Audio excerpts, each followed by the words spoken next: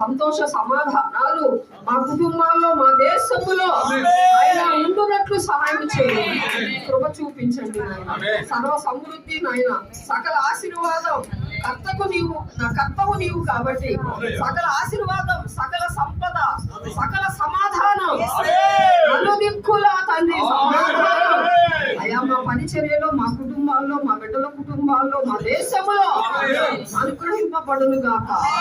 అయా సహాయం చేయండి. ప్రతి ఒక్కరూ ప్రేమ కలిగి ఉండున్నట్లు సహాయం చేయండి.